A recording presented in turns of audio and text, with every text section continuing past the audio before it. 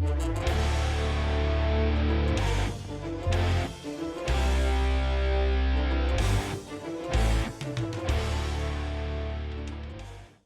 guys. Hello. Welcome to Extra Suitcase. This is the series where we take a movie that, like, isn't, we don't feel may not be worth doing a full episode on, but we still want to talk about it. And today is one of my movies that I suggested for an Extra Suitcase, which is Kate from Netflix, which just came out this year, actually just a few months ago. Really? Yeah. Actually, what I was going to ask you right now was how recent was it? I think it was quite new. So Yeah, you just confirmed it. Yeah, it's a very recent movie because I remember seeing some hype for it on the internet, and then I watched the trailer and I was like, oh yeah, this is definitely something I want to watch. And then I set a reminder. Then like day one, I watched it basically. Nice. Yeah. So this movie was directed by Cedric Nicholas Troyan. Oh my goodness. Yeah. Written by Umar Alim. Very sorry if I'm butchering these surnames. Some of these are very hard to pronounce. Nathan Barr, original music by Nathan Barr. Cinematography by Lyle Vincent. And film editing by Sandra Montiel and Elizabeth Ronald Seduter. Excuse me. That's the bottom one. Yo, Ronald Dortier. Yeah, that one. Yeah, very hard to pronounce. That's a difficult name. But anyway, so Kate is basically like a female John Wick movie, essentially. I mean, that's what you basically can call it. Yeah, if you want to compare it to something, definitely John Wick. Well, it's definitely in that genre of like hyper stylized action films like John Wick and like also like Nobody with Bob Odenkirk. Still very good. Yes. I haven't seen that. I saw the poster of it. You need to watch it, man. Yeah, I saw the poster of it when I went to go watch Godzilla vs. Kong, but I never got a chance to watch Nobody yet. It's very good. I saw some trailers actually. I looked forward to it. That was before his hospital scare, I think. Yeah, it was before the hospital scare. But yeah, no, it was pretty good. But yeah, no. So Kate basically starts out. It stars a female assassin played by Mary Elizabeth Winstead. Your celebrity crush. yeah, she is my mate. She is one of my big celebrity crushes. But anyway, she plays a female assassin. She has a handler who's like her mentor, which is obviously played by Woody Harrelson. Hey, it's his year to be the bad guy, eh? Yeah? It's his year to be the bad guy. Yes. Introduction? Do you want to? I mean, I know it'll be short. I mean, it's a short introduction. I mean, you saw hype for it. You watched it. You saw hype for it. I watched it. I really enjoyed it. It's not, the movie's not really like deep in terms of it's like, it doesn't have like a deep story or anything. But I just thought that the cinematography and everything, I was like, yeah, this is definitely a movie worth doing an episode on. For sure. And then, of course, my origin was I heard it from you. Yeah, we watched it last night. So you recommended it, and I was like, all right, yeah, no, that sounds nice. John Wick-esque movie. Let's do it. Yeah. Loved it. But yeah, so basically, she's a female assassin. She's in Japan, and then she has to take out this Yakuza guy. And then she's like a sniper assassin, and then she's about to take the shot, and then she notices that he's with his daughter, his little daughter, which obviously Ami-chan, who we do come back to later. And she basically doesn't want to kill him in front of the kid, but the people just say, just take the damn shot. Like, we don't care, just take the shot, whatever. So she does end up taking the shot, and obviously, Ami's completely traumatized, and then after that, Kate kind of gets to that point where she's like, okay, now I'm done. Like she's had enough of the system. She's had enough of this life, and she's also basically just like, we have a code, no kids. We never do anything in front of kids, and all type of stuff. So yeah, so she says to her Woody Harrelson that basically, well, his name is Varric in this movie, and she just calls him V, which is like a nice cyberpunk reference. But yeah, V. She basically tells V that no, I'm done. I'll do this one last job, but then after that, I'm out. I'm out, basically. And then boy, was she right. She right. Yeah. Yeah. Anyway, and then basically it's the night before. She's at the bar. She meets this guy. They obviously they obviously have a fun night. So then he slips something into her drink, and then she drinks it. And then that's actually one thing that like constantly comes up to the film, is that there's this one soda or like lemonade type of drink called Boom Boom Lemon that she really loves. So. And then, like, throughout the film, she constantly keeps asking people, like, hey, do you have Boom Boom Lemon? And they keep saying no. No, and the vending machine is out, and the store is out. And, no. So frustrating for her. But, yeah, no, so anyway, basically, I mean, we're not going to spend too much time talking about the story, because, I mean, it's a very simple story. But basically what happens is that she gets poisoned. She's supposed to go get another job where she's supposed to kill the uncle of the brother of the guy that she killed before, and obviously the uncle to Ami. But then she misses a target, and then obviously she now realizes she's poisoned. She thinks that the uncle did it. This guy did it. So she's basically trying to track him down and go after him. And then eventually she goes to like this club called the Black Lizard. She like beats these guys up. Pretty cool, entertaining action sequence and everything. Yeah, no, they actually did well. They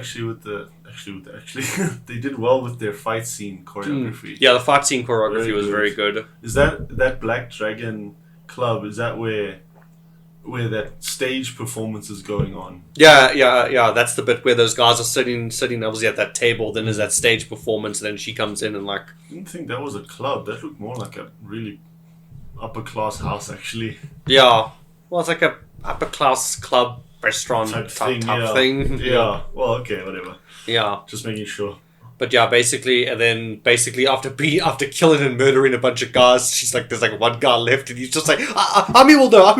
And then she goes to this girl band club, and obviously Ami's over there, and she's like dancing to the club, and then she kidnaps Ami because basically she needs to get to the uncle, and basically, I mean, after that, there's not really much story there is story, but like it's pretty much just action sequence after action sequence after action sequence, because eventually, because the Yakuza send men to obviously go fetch Ami, but they're not there to actually like rescue her. Isn't it Ani? Ani with an N, not an M. Ani-chan. Sorry, maybe it's Ani-chan. Yeah, I got it wrong. It's all good. But anyway, Ani, she's they're busy going these guys have come to rescue her, but they actually haven't come to rescue her. They basically just come like, no, man, that kid's a loose end. We're going to basically just kill her. And then there's a whole fight scene action sequence, and sorry, my back is sore. Basically just go from there. But what I really liked about this movie, obviously since this is a bit of a short episode, obviously our format's a bit different, but what I really liked about this was the cinematography. I really love the use of color and the lighting. They do actually use a lot of, especially pink, like neon pink and sort of shades of blue. I don't know why. Pink and blue, obviously, as you can see in the poster here. They're contrary colors, obviously. They draw a contrast, but it's also true to a lot of places within Japan. They're all like neon lit, especially in Tokyo. Well, yeah, being the hub and the tourist hub, of course. Yeah. It makes sense. Everything is doused in neon lights. Yeah, exactly. Plus, Tokyo's car culture is insane in terms of what they do to their cars. Yeah, because at one point after she fails the assassination, when she realizes she's been poisoned, she gets inside this. She obviously she GTA style steals a car from this one dude, and then as soon as she starts it, the car lights up in pink, and then she's racing through it. Yeah, and it has this this anime girl music playing. It has it has some pop rock music playing, but it also has this really weird kind of almost CGI chase. I don't really know how to describe it, but the car is way too slidey between that traffic, dude. It looks odd to me. I mean, I don't know why. I said it earlier when we started. I don't know why they featured that car on the wallpaper. It's it's a minute's long segment and then it's gone. Yeah, basically. I mean, if it was that relevant, say the DeLorean from Back to the Future, I can understand that being on Back to the Future's poster, but not the car like this, the minute-long scene. Yeah, exactly. Yeah, no. Sorry.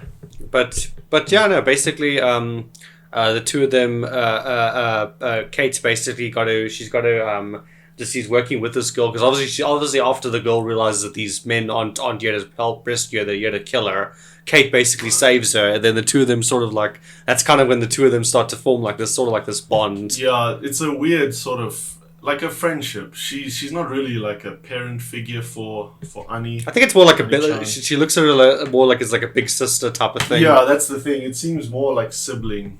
Like okay, not the deepest relationship, but they have a sort of friendship / older sibling kind of vibe going. Relationship, yeah. And then basically, like Kate Beast keeps telling her, like, just go, just leave. Like, you're a kid. Like, just get out of here. You don't want to be in this. You don't want to be in this world, because we get these flashbacks of Kate when she was younger, and obviously when she was being training with V and everything, and then when he sent her to, like, there's this bit where he sends her to go kill this guy, but the gun that he gave her wasn't loaded. It didn't have any ammo. But then she ends up killing the guy with a knife anyway. Basically she. I was trying to understand that scene. I think she basically has a thing where she sees Annie and she's basically just like, no, like, you're still a kid, go be one. Yeah. You can have a normal life. She even said once, like, be a less angry kid. Yeah, she, towards the end when she says, like, you're a kid, go be one, be less angry. Don't be angry all the time and all this type of stuff. Yeah, she is a very short-fused Annie-chan. Yeah, Annie-chan. I liked her character. I liked it a lot. I liked her hairstyle, like the blue. Yeah, her tint, hairstyle's pretty down cool. The back was like those beads. I'm not sure what they were, but it was mint. Yeah. I don't know. Like, I really dig this movie. I enjoy the cultural difference because John Wick is obviously somewhere in the States, and so everything we're kind of used to from the American standpoint, like American cinema is obviously much, much bigger than any sort of cinema from Asia.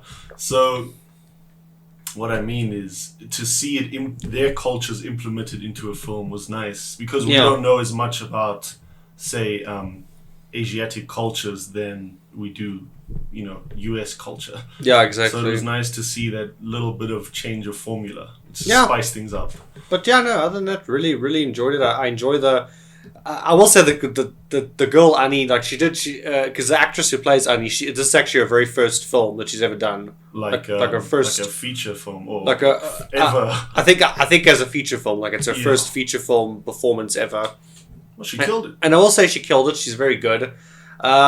She can be a bit annoying sometimes. Like, she can be a bit annoying because, like, at times, like, she's like, very disrespectful. She's very annoying, and then there's times where, like, she tells, she's like just so rude to Kate, and then, but then there's other times where she's best buddies with her and everything. But I don't know. But I understand that they did write her. Her character is kind of written to be that way. It's on purpose. It is purposeful, yeah, because she is like she's part of that crime family, so she has a lot of mental stress, I guess. And she's probably also outcast in like her social life. People don't really want to know her at school or anything like that. Yeah. She's very much an outsider. Plus her own family sort of doesn't want anything to do with her. So she's also like, well, you know what? You too. Yeah. She's very, very isolated, so she does her own thing. Yeah, exactly. She needs to chill sometimes, but at the same time, I like her character, so I had no issues with Annie-chan. Yeah. I don't know what Dee told me, but I don't know if it's relevant. I think Annie is like just a shorter version. I think her full name is Annie-chan. Like, yeah, I know it's her Annie. Full first name. Yeah, obviously her full name is Annie-chan. I'm just saying, like, everyone just calls her Annie as like a surname. It's like a short nickname. Yeah, I think it's Annie-chan as her first name. Okay, whatever. I have to talk to Dee. Yeah. He'll know. But yeah, no, other than that, pretty good. There's a bit where there's also that funny bit where Kate cuts her hair, because she has long hair in the beginning, but then she has to cut it, obviously, so guys can't grab her hair as much. Because she's getting into these, like, these brawling fights and everything. That's a Walking Dead survival. And then she's got, like, that jacket, and then people were making memes online, was that, like, they should cast Mary Elizabeth Winstead in an Alien Isolation movie as Amanda Ripley. She would be a good Amanda Ripley. Ellen Ripley's daughter. She would definitely. She looks like her. Yeah. If you look at any sort of like art to do with Alien Isolation, she looks very much like Amanda Ripley. Yeah, so I think that would be pretty awesome. It's a good casting choice. I didn't know about it, but when you mentioned it, I was like, yeah, that's actually fitting visually, at least. I don't know her acting range. I don't know the actress too well. So she's been in a lot of good movies. I'm sure she has. So she'll probably be fine as Amanda Ripley. Yeah, she'll be. I guess I'm a bit more finicky with it because Alien Isolation, that's like my game. So Yeah, well, that's why I mentioned it to you. So I'd be very like selective of casting, but I'm perfectly willing to give her a shot. Sounds good. Yeah, so, but yeah, no, pretty good. And then yeah, not much really else to talk about. Like basically, like the action scenes are all really good. Fuck choreography. What's up with V? With V, he's like the crook of this movie, obviously, because the second I saw him on screen, I was like, "You're the bad guy." It's kind of obvious that he's the one that betrayed her. Mm-hmm. Like, yeah, I was kind of like just waiting. I was like, okay, so when is he going to reveal that he actually was the bad guy? He didn't poison her. Yeah, I know. That was the other guy, but he is basically the bad guy of the movie. He is. Why he wants to become like he wants to expand his operations or crime or whatever, I guess, like a crime lord. I don't know. He just talked about like being part of the Yakuza, and I was like, all right, cool. As what? Their babysitter? You know, specify your goal. He never specified. No, he was just aiming to become part of their network. Which, okay, fair enough. I mean, it's a good, viable plan, I guess, to get your foot in the door. But I'm like, I still wonder. I don't really know what his goal was, because he seemed kind of resentful sometimes with Kate in terms of her actually dying. You know, he didn't really plan for that or want it, I think. Well, he even says, like, because later when he obviously reveals that he's the bad guy and he's talking to the other Yakuza guy, he basically said to him, like, you know, like really? You had to poison her? And he's like, you said if she was going to leave, you know, we were gonna deal with her. It's like, I said if. Keywords, if. Yeah, true. I was working on it. Like he jumped the gun, basically. Yeah. The Yakuza guy. In terms of he poisoned her too early. Yeah, I think also in a sense, like, he does actually care. I mean, okay, in his own little, like, way, he does care about Kate. In some weird way, yeah, he does. In a weird way, he does care about her. And he was probably, like, you know, he was probably saying, like, look, I would have been able to convince her to come back. She would have just gotten bored of civilian life and come back. Exactly. Yeah, that's true, actually. Because people who have had a lifetime of like, hardship, when they have a normal life, what we consider normal life, it's a hard adjustment for them. They often just go back, you know? Yeah. Because that's what they know. Yeah, then with what's her name? And he's pretty much like, towards the end, he's pretty much like, you know, prepping Annie, like, okay, fine. Yeah, I was going to say that. Yeah, he's basically saying, like, okay, well, you killed Kate now, so now I'm going to have to train this little girl to be my killer. You know how long it's going to take? It's going to take like 10 years. And he even does the same sort of step-by-step play of what he did to Kate to indoctrinate her and train her. He's already starting to do it with Ani-chan, and I'm like, no, I want Ani-chan. That's the thing. She's sort of like a... Did you hear the whistle in my teeth? Yeah, she's sort of like a brave character, because she would have been like, you know what? Screw your system, bro. You know, I'm doing my own thing. She's really I don't want to say ghetto, but she's got a lot of street talk and vibe to her. Yeah, street vibe to her. She does. So I'm glad she has that independence and free thinking to be like, I'm not going to do this. But yeah, no, otherwise I just really enjoy this movie. I like the poison element because it adds in a time limit. Because like Kate, when she's at the hospital, she grabs a bunch of like, I think they're like adrenaline shots. Some sort of stimulant. Yeah. Some like adrenaline stimulant or whatever. And then every now and then she has to like, you know, she has to like eject herself with them to keep herself going. And then even at the end when she injects herself the last time, the like Yakuza guy says to her, like, you know, that's not really going to give you much. It's like, it will buy me an hour. That's enough time. Yeah, she's really determined to sort this out and get her job finished. Exactly. I was shocked that Annie actually shot her.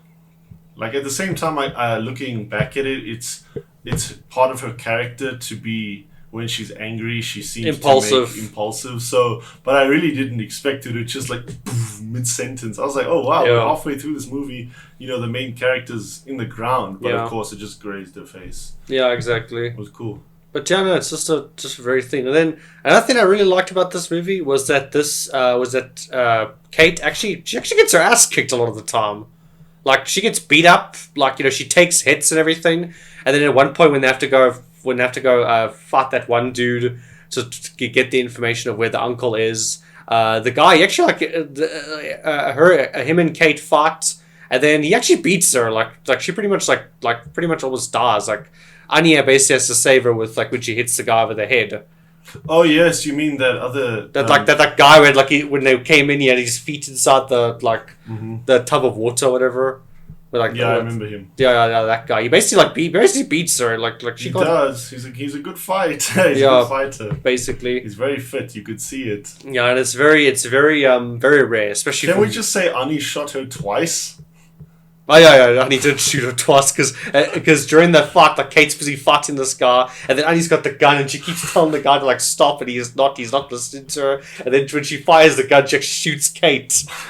Yeah, that was pretty funny. And then I thought Kate was gonna like freak out on her, but like Kate, but she doesn't. I love how she takes it like she's obviously upset, like pissed off, but at the same time she doesn't go off at Annie. She's just like. Yeah, she rolls her eyes, but then also when Annie's obviously freaking out because that's obviously the first time she's fired a gun, she actually like calms her down and everything like that. Because I think that's what I like about that's what I like about their relationship is that Kate basically sees Annie as basically as her when she was young. Yeah, and she's trying to basically like be like a mentor to her in some way or some show the ropes. Yeah, some form or whatever. But also she feels guilty because obviously she's the one who murdered her father. Which is probably a secondary motive as to getting her out of that lifestyle. She doesn't want Annie-chan to become or end up like her. She wants her to have her own life. Yeah, exactly. I dig the makeup in this movie.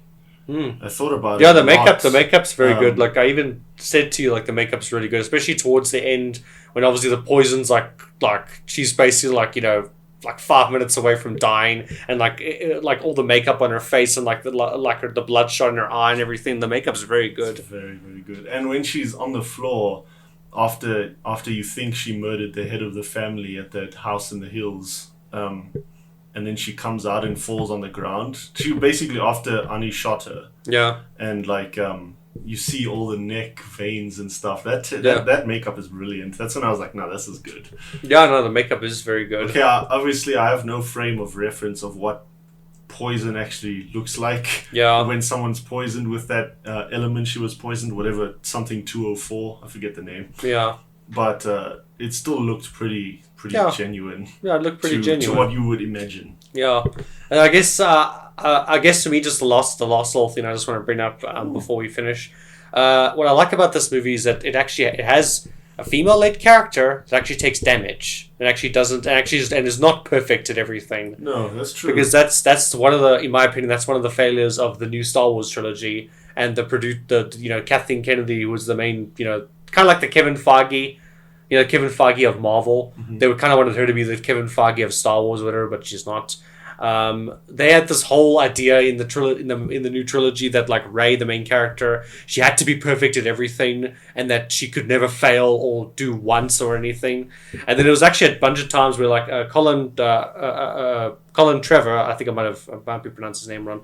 The guy who directed the first Jurassic World is obviously Trevorrow, and he's directing Dominion. Mm-hmm. He the reason why he didn't do Fallen Kingdom was that he was actually working on Rise of Skywalker, the third movie in that trilogy, and his original script that he did was called Duel of the Fates. And it was gonna have like Rey was actually gonna like lose both her eyes in a fight or whatever, and then he was let go for creative differences, and then only then later did we find out that basically it was Kathleen Kennedy. As soon as Kathleen Kennedy heard that she was gonna lose her eyes, she was basically just like, "Oh hell no, you are fired! Like that is not happening." That's so. Yeah, I don't know. Okay, I get creative differences, but that's when you come together. The two of you or however many people, and you talk it out. You try compromise, make it like a middle ground. There's no room for compromise in Hollywood. Yeah, no, that's true. Apparently, plus they have to stick with this crap that they're pushing. I don't know why. Yeah, exactly. Well, that's what I was saying. Is that like the new Star Wars trilogy was this grand experiment of how can we have a protagonist that's perfect and isn't flawed in any way? And I'm like, no, you cannot have that because people hate the new Star Wars trilogy. Yeah, they do. I'm not a huge like Star Wars buff. Yeah, I know you're not. Even I know from the fan base that the new trilogy is frowned upon harshly. Yeah, just bad. Just spend like an hour with my friends asking them about it because my friends are like. I mean, because I'm a Star Wars fan, but I'm more of a casual Star Wars fan, I'd say. My friends are like super into Star Wars lore and everything like that. If you ask them, like, good lord, they can go on for like a whole day just talking about how much they hate the new trilogy. everything like that. But anyway, that's just what I wanted to bring up was that we have a female protagonist in this movie that's flawed, that makes mistakes, and that takes damage in fights and actually loses fights at some points, and that's okay. Because that's the whole point of a character arc. Literally, yeah. Your character's not supposed to be perfect, because when your character has flaws, that's what makes them interesting. Exactly, that's what I was just thinking just before you started the Star Wars segment, that having a flawless protagonist is the most difficult thing to relate to. Because we relate to each other a lot of the time through our mistakes and flaws, right? Yeah, exactly. That we're not perfect, but them being perfect separates that character from the audience entirely. It alienates them. So exactly, you can't relate, and then you're just like, what the hell am I watching? I mean, I understand the whole point of them having. No, we want to have a strong female character to empower little girls and everything. There's nothing wrong with that. And I'm like, there's nothing wrong with that, but powerful female characters still have to have flaws. Like Wonder Woman had flaws in the first Wonder Woman movie, because in the first Wonder Woman movie she's naive. That's her flaw, basically. And then in 1984, her flaw is that she can't accept, is that she tries to take shortcuts. She tries to take shortcuts and tries to, get her own way, but the thing is, at the end of the day, you can't take shortcuts in life. Yeah, sometimes it throws a curveball. Yeah. You can't cut corners. Of course, you see, that's what I'm talking about. Like, that's still a realistic flaw. Yeah. A lot of people are, especially when they're younger, are naive. Not if you're female. If you're female, you never make mistakes. According to Hollywood. Yeah, exactly. Yeah, mainstream Hollywood. Yeah, mainstream Hollywood. Definitely specify. Yeah, we'll specify mainstream Hollywood. But anyway, other than that, I just really love this movie. I need to rewatch it again. Sorry, you go first. No, I do this thing. No, it's fine. No, what I was just gonna say is just my last little point. What I also just like is that they didn't cop out with the ending. They didn't cop out and say, "Oh, here's the magical cure that can cure you for everything that's happening to you." They let her. But no, at the end, they actually let her. She does die. She saves Annie. Her and Annie have that final moment, and then obviously she dies. But I do like that they didn't cop out of the ending. No, it's true. Because if they copped out with the ending, then it would have just been like, okay, well then what was the point? What was the point exactly? Yeah, I agree with you there. I didn't want her character to die. It's just that in terms of the story, that's how the story should have ended. Yeah, it seems more fulfilling almost. Fulfilling, yeah. Even though it's not the best ending for her character. Yeah. But it's the most fulfilling for the audience. Like, okay, she did it. Now she's in peace. Yeah, which I second. But yeah, so what were you gonna say? I have no idea. It was on my mind. Hold on. You said you're gonna rewatch the film. Yeah, I was gonna say I just want to rewatch the film because I really enjoyed it and I need to check it out again. Oh, what I wanted to say was, I was working off of your description that it was like not a John Wick clone, but John Wick-esque type of movie. Yeah, it's part of those super hyper stylized action movies. That new genre of action movies that we've been getting lately. Mm-hmm. Yeah, and that was my initial image that you gave to me. So I pictured that, but it actually far exceeded my expectations, and I enjoyed it more thoroughly than I thought I would. Yeah. So that's why I love this film. I love it. Yeah, it's a very good That's why I'm movie. saying I need to rewatch it because now, of course, I'll show it to the fam. Yeah. They'll be like, oh. Yeah, I think your parents will probably enjoy it. So I think they'll enjoy Kate. Yeah. Yeah. But anyway, that was pretty good. Thanks for watching, guys. What about? Oh, hold on. I'm sorry. I keep killing your vibe. What about shots we liked and stuff like that? Ratings. I mean, in terms of shots I liked, I have a list. There's only 2. There's not any specific shots I like. I just generally like the lighting and the use of color and everything like that.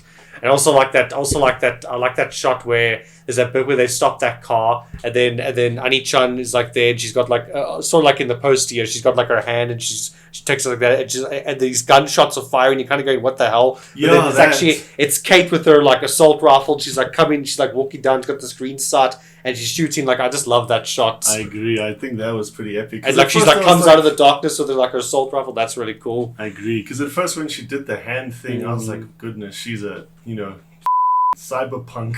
Yeah. All right. So the 3. Oh, this is finger band, man. Finger band. It's the wrong movie. So the shots I like was All right. So Alright. your two shots that you liked. It was 3 actually, which is fine. The first shot is I write them as I see them, so they're all in order. The first one is when she's talking to V.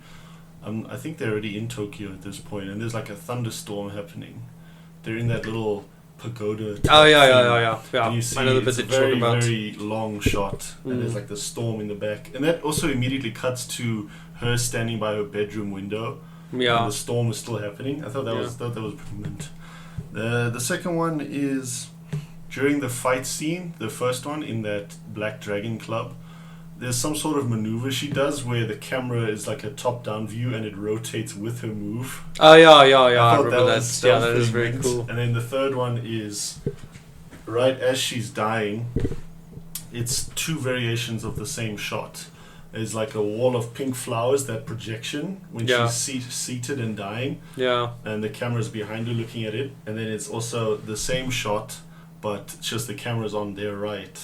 So where you are, the flowers would be, and I would be where she was sitting. Yeah. That's a pretty mint shot. Those 3 were my highlights. There's a lot more. This thing is something magical about this movie, but it's a lot to watch and then break down all in one viewing. So I need to check it again. Yeah, it's definitely a really good movie, and it stands out quite a bit. It really does. I'm glad it embraces its own uniqueness. Yeah. It doesn't like hold back to try and fit into what's sort of accepted already and what isn't. Yeah. You know, it stands its ground. It's good.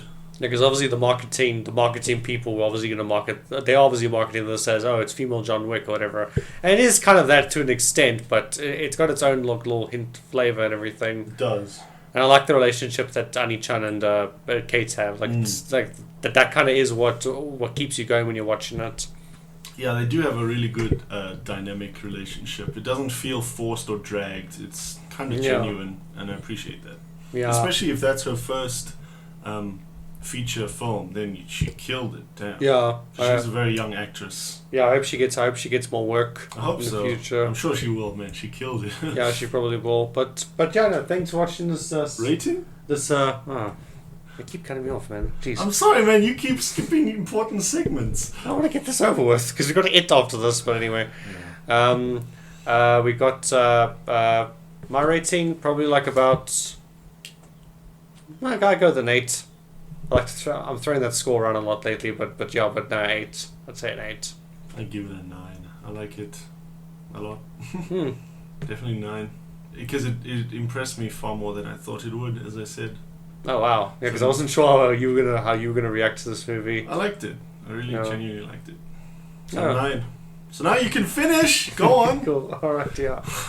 But anyway, thanks a lot, guys. I appreciate checking out this video, this extra suitcase. We just wanted to shout out this movie, and if you have a Netflix subscription, highly recommend checking out this movie. But yeah. Thanks a lot for watching, guys. Please like, share, and subscribe. And thanks guys.